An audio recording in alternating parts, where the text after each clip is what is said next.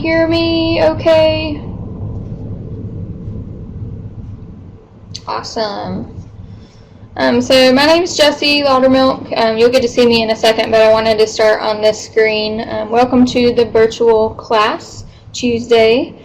So my name's Jessie again. You have a handout down at the bottom that you are able to access if you are using a computer. But if you're accessing this from a cell phone, you will not be able to download it. But basically, it's a handout that you can follow along with, and I think there are some blanks that you can fill out. And there's also a stretching handout because today's subject is flexibility and stretching. So there's a stretching handout that has a lot of directions on how to perform the stretches. So it's a really good, useful tool if you'd like to download it. And to the left, you also have access to our previous handouts that you're able to download as well. So if you've missed any, you can click on that link.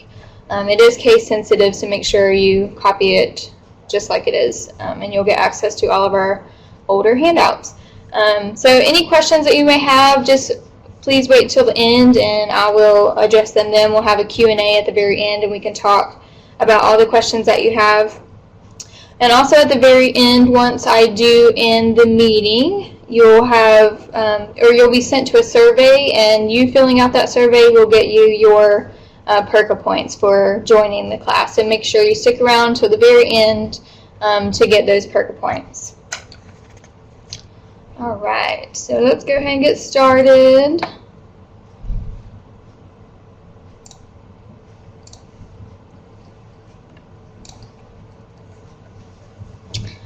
All right, I hope everyone can see me. So my name's Jessie again. So first we're going to get started with the topic, so flexibility and stretching. So we're going to talk about how you can incorporate flexibility into your weekly routine, and we're going to talk about what stretches to do to better your flexibility. So we'll get started first with the difference of flexibility and stretching. So they're two different things. Flexibility is the range of motion in your joint, so how far your skeletal muscles are able to be stretched. That is what flexibility is, or how much they allow you to move in that certain joint. And then stretching is how you become more flexible, so it's a mode of flexibility training. So there are 4 types. You have static, which we will talk about. You have ballistic, which we will talk about. You have proprioceptive neuromuscular facilitation, which we will also talk about. Short is PNF, stretching is what it's called. And then we also have dynamic. So those are 4 different types of flexibility, or 4 different types of stretching that you can become more flexible with. Alright, so some benefits to regular flexibility training. Increasing joint range of motion, of course, so you'll be able to move with greater freedom, and you'll be able to move better the more you are regular with your flexibility training. You also increase physical and mental relaxation the more you are regular with it. Prevent loss of any motion, so as we get older, of course, moving and balance, all that becomes more difficult, so definitely implementing regular flexibility training will help preventing against that. Reduces the risk of injury and also releases muscle tension and soreness. So if you find yourself really sore after a workout or anything like that, flexibility is a good way to relieve that soreness. Alright, moving on to the types of stretching. So we're only going to talk about 3. There was that PNF stretching again, but it's honestly very dangerous to do. It can cause a lot of injury, so I'm not going to talk about it. It also involves another subject to help you stretch, so I'm not going to end up talking about it. These are just some stretching you can do at home on your own. It's something that should be performed with a professional, the PNF stretching, so we'll just leave that one out, but we'll talk about static, ballistic, and dynamic. So the first one's static, and this is the most commonly one that is used. So this is probably the one that you use in before or after your workout. But it's the one where you hold the position for a certain period of time, and then you release, and then you'll hold it again. So this is what static stretching is. So you're going to hold that position until a point of mild discomfort, whatever stretch you're doing, for about 15 to 30 seconds, and then you're going to release. And you're not going to perform a stretch more than 4 times. That can cause injury, so we want to definitely keep it below 4. So next you have ballistic stretching. And this involves rapid movement. So basically just using the momentum of your body to help you stretch and move through your full joint, range of motion in your joint. So an example of this is bouncing up and down, repetitively touching your toes. So this can cause injury if you're not safe with it. So I wouldn't recommend doing it without being supervised by an exercise specialist or some kind of personal trainer, just to make sure you are performing it correctly. Because if you're moving too far in that joint, that range of motion in that joint, you could tear a ligament, tear a tendon, anything like that. So you definitely want to be safe with that. But the next one is the dynamic stretching. So you may see this, people who warm up before sports. So people will typically use dynamic stretching before sports. So if you think about before a basketball game, the players are going up and down the court and they're swinging their legs and things like that. So dynamic stretching, you're using the muscles in your stretching that you're going to use in the game. So a good example of this is doing lunges. So doing a lunge, that's going to incorporate, or that's going to engage your quad muscles, your lower body. It's going to engage your hip motion, range of motion. It's going to engage your core as well. And then after that, go into play soccer. In soccer, you're playing, or you're using all of those areas. You're using your legs, your hips, your core. So that's just kind of a good example, doing lunges before a soccer game, or swinging your legs before a basketball game, anything like that. But you're basically engaging the muscles that you're going to use to play the sport. So those types of stretching, the dynamic stretching, is really used to increase the core body temperature as well. So doing a lot of body weight exercises like lunges, squats, things like that. So that's definitely going to get your heart rate up and increase your body temperature. All right, next. So hopefully you recall the FIT principle. We use this quite a bit when we're talking about any mode of exercise. So the FIT principle stands for frequency, intensity, time, and type. So the FIT principle for static stretching, if you're already doing stretching, you can apply this principle to your stretch routine and determine if you are doing it appropriately. So F for frequency. It should be daily. Static stretching, any kind of flexibility training should be daily, and after a gentle warm-up. So either after a workout, typically maybe like a brisk walk or anything like that. Or another good way to fit it in, which we'll talk about here in a little bit, is after a hot shower. So taking a hot shower, hopping out, putting some clothes on, and then doing some stretching. So your body is warmed up after that shower, so it should be safe enough for you to perform your stretching. So intensity level right below, hold each stretch to the point of slight discomfort. So stretching should not be painful for you. So if it is painful, definitely back up a little bit, kind of come out of that stretch a little bit to the point that it's kind of uncomfortable, but it's not painful. So below that we have time. So for each stretch that you do, you want to hold it for at least 20 to 30 seconds, and then you're going to relax, and then you're going to repeat it at least 2 times and up to 4. Again, not going anything more than 4. Any more than 4. And then you have type at the bottom.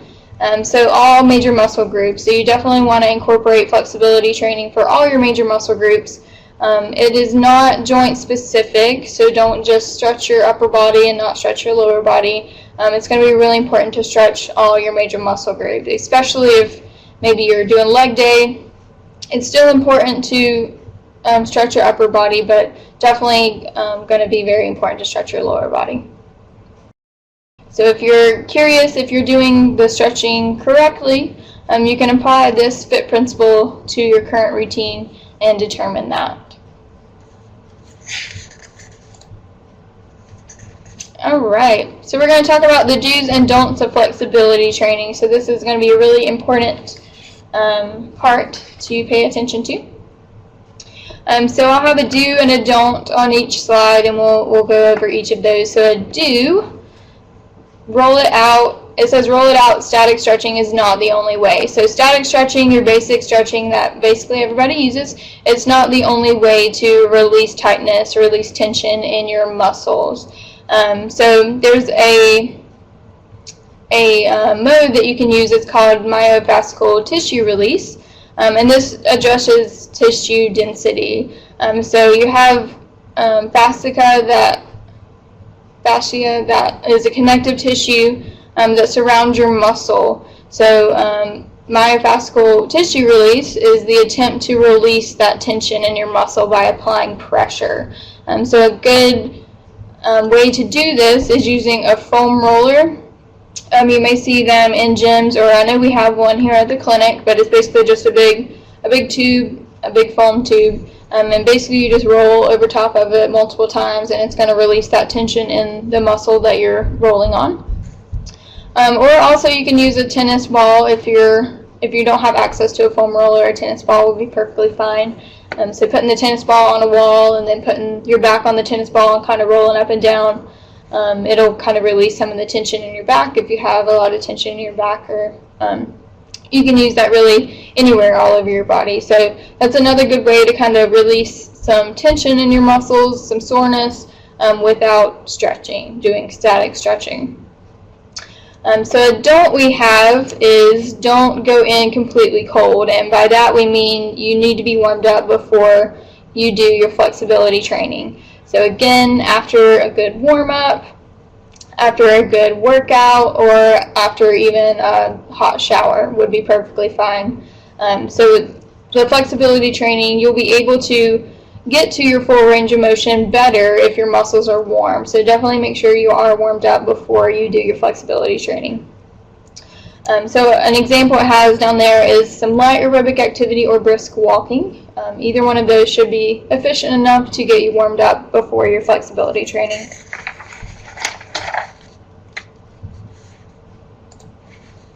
Alright, so two more do's and don'ts. The first one, do get mobile, so incorporate a dynamic warm-up before your workout.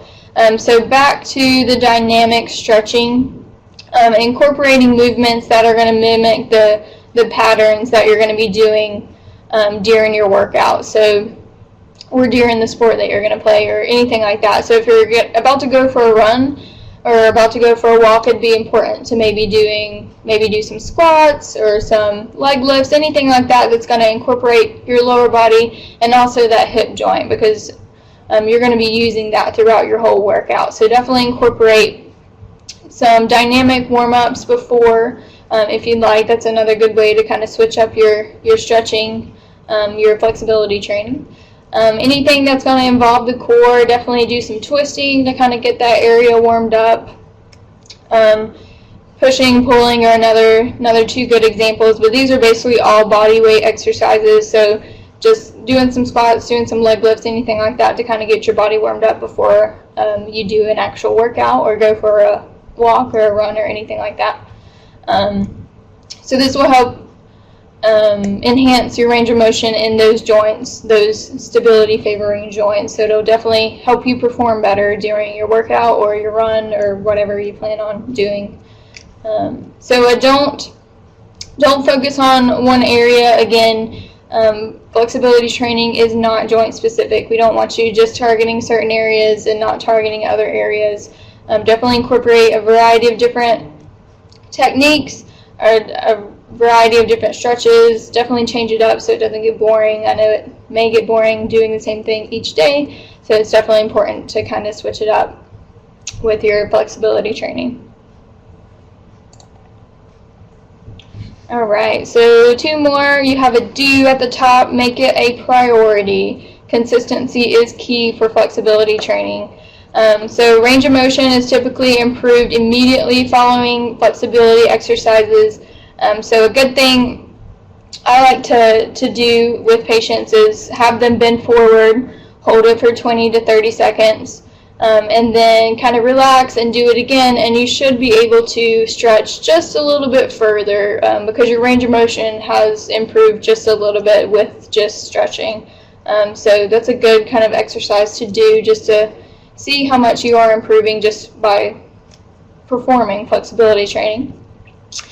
Chronic improvements are seen over 3 to 4 weeks, so that's if you are consistent with it, you can definitely see a lot of different improvements over a few weeks. So for greatest benefits, perform the flexibility training after your resistance training workout. So you're doing your resistance training workouts, your muscles are warmed up, so after that you need to stretch them out, so that will definitely increase the range of motion that you have. And then stay committed and regular, of course. It's definitely consistency, again, is going to be key with that, so just doing it on a regular basis. Typically will only take 5 to 10 minutes added to your strength training routine or your workout, whatever you're doing. So it's definitely not a big chunk of your day, even if it's before you go to bed at night, something just to kind of fit it in. So don't make it painful. So again, there's a difference between slight discomfort and pain, and it'll be kind of up to you to determine the differences in those, but definitely do not stretch to the point of pain. That can be very dangerous. You can pull things, you can tear things, so definitely slight discomfort is what you want to aim for. So if you're stretching your hamstrings, you're going to reach towards your toes, and if you can't touch your toes, that's totally fine. Don't try to touch your toes and then cause yourself pain and tear something. Even if it's just stretching a little bit and you kind of feel it when you stretch forward, you kind of feel a little tightness in the back of your legs, that should be slight discomfort. So definitely don't try to touch your toes or anything like that if you cannot do that already. You will get there. So definitely the more you work with it, the closer you'll be able to get to your toes. You're going to increase that range of motion. So definitely don't get discouraged if you're not the most flexible right now. So down there, do not bounce, strain, or hold your breath during the stretch. Breathing is definitely important. Breathing is important with any kind of exercise, any kind of resistance training. You want to deliver that oxygen to the muscles that you're working, so breathing is going to be very, very important.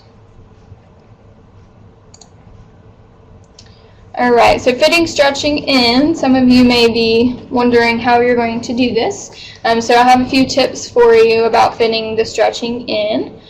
So again, at the top, the first one says trying to stretch immediately after a shower. So this is a good way to fit it in. Your body's warmed up after getting out of the shower, so take 5 to 10 minutes to kind of stretch out. Stretch upper body, lower body, and also your core area. Just to kind of fit it in after that. And definitely don't have to go work out to be able to stretch. So that's just a good way to kind of fit it in even without the workout.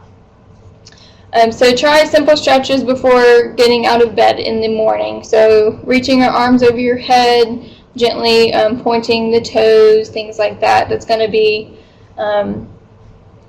what's called active stretching, I believe. Another good one I like to do is kind of folding forward, placing my arms on the bed, stretching the back of the legs, the hamstrings, stretching the back. That's a good one to kind of get your body woken up, get your body warm, and you'll definitely most likely perform better throughout the day with a little stretching in the morning. So it's a good way to fit it in. Also, very, very good way to get stretching in is yoga classes or Tai Chi classes. Any kind of stretching class can definitely help you fit that in. So we do have a yoga class here on Tuesdays from 6 to 7 with Susanna. She focuses a lot on stretching. I think last week they were doing hip stretching, hip flexibility, so each week she'll most likely change it up, but they do focus a lot on stretching and improving range of motion really, but scheduling classes like that can keep you consistent with your stretching and keep you on a regular stretching program. So that's a good way to kind of have the accountability and making sure you're staying consistent with that stretching. Alright, so the next few slides are going to be stretches that we would recommend for you. So if you were able to access the handout, you'll have the stretches, a handout stretch. I actually have one right here if you can see it. But it has all the directions over here to the side, so it tells you how to get into the stretch. It has really good steps. So if you're able to access that, definitely download it and print it out. We also, if you cannot access it, we also have it here at the clinic. So next time you're here at the clinic, you can definitely pick it up. Alright, so the first slide is going to be upper body stretches. So you have a back stretch, and you're going to intertwine your fingers, straighten out those arms, and stretch forward. That's going to stretch your upper back. Next, you have a chest stretch. So you can definitely do it the way that this man is doing it, placing your arm on the wall and then kind of walking forward. That's going to stretch your chest muscles. But you can also do it in the reverse way of the back stretch, if that makes sense. So interlacing your fingers behind you and then straightening out those arms, and that's going to pull your shoulders back, and that's going to stretch your chest muscles. So that's another good way to do it. Next, you have your shoulder stretch. So reaching your arm across, straightening it out, putting pressure on that elbow, and that's going to stretch that shoulder area right there. And then you have a lat stretch or a side stretch. So having that elbow behind, or putting pressure on that elbow and leaning sideways, that's going to stretch the back, the upper back right there, and also your side, your oblique area. So if you did any kind of abdominal exercises, that's a really good stretch to kind of stretch out that core area. Alright, lower body stretches. So you have hamstring stretch. So this is a popular one. Just straightening out your leg, pointing that toe towards the ceiling, and stretching forward towards your toes. Definitely don't have to touch your toes. Don't think you need to. Just as long as you kind of feel that slight discomfort in your glute area and then also in the back of your leg. You should not feel that stretch in your lower back, so try not to arch your back. This guy kind of looks like he's arching his back, but try not to. You should definitely feel it most in the back of your leg. Next, you have the quadricep stretch. So this is just grabbing your foot, bending at that knee, and making sure that knee stays behind or stays beside your other knee the whole time. Try not to let it go forward or backwards. And this is going to stretch that front part of your leg, so your quadricep muscle, the front part of your thigh, and it'll also get a good hip flexor stretch as well. So it'll stretch out the hip area. Next, you have the glute stretch. So this is going to stretch your glutes. On the side of your glutes, it'll also stretch the side of your thigh as well, so kind of where your IT band is.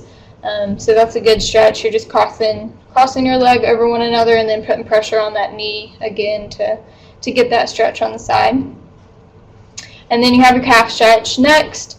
So you can really do this calf stretch anywhere. If you wanted to place your foot on a wall, just something that's going to bring the top of the foot closer to the shin. So trying to close that area.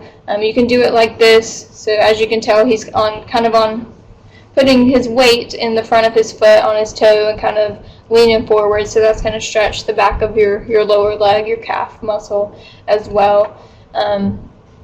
Another good way to do it is passively. So if you wanted to step on the side, this one can be kind of a little dangerous and may cause injury. So just be careful with it, but stepping on the side of a curb and then letting your heel drop off the side of that curb, and what that's going to do is stretch that calf muscle as well. So that's kind of a passive way to do it. Alright, so there's some additional resources for stretching information.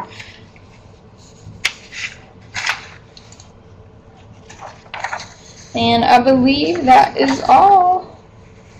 If you have any questions, definitely leave them down in the chat box and I can answer them now. If you have any questions that you don't feel comfortable asking right now, I can definitely answer those in person if you're in the clinic sometime soon, or any of the other exercise specialists can definitely answer those questions as well. But again, if you have access to the handout, definitely download it. It has some really good information on the stretches that we just reviewed and how to do each of those stretches on the side. So it's a really good handout to have and to kind of reference when you need it. So any questions, again, you can leave down in the chat box. Another good thing that I like to do is find some yoga videos online. They're usually very good at walking you through stretches and good relaxation, mindful thinking exercises. One popular channel that I use is called Yoga with Andrea, or Andrea, however you pronounce her name. And she's really good at doing all kinds of different stretching. So that's just one channel that I would recommend. But YouTube is definitely a great resource for any kind of workout video, but definitely a lot of yoga videos on there as well. So that's definitely a good way to get in some stretching.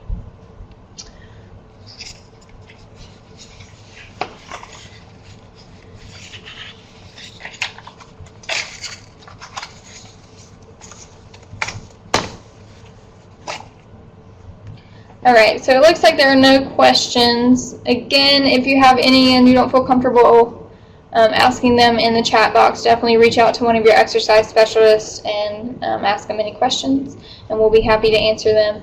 I'm going to end now. So thank you for joining me again. I'll see you next time talking about another topic of exercise. I'm going to end the presentation now, and it's going to take you to a survey, so make sure you fill out that survey so you can get your PERKA points. And any other questions, I'll leave my email down at the bottom, so any other questions you will be able to contact me through there.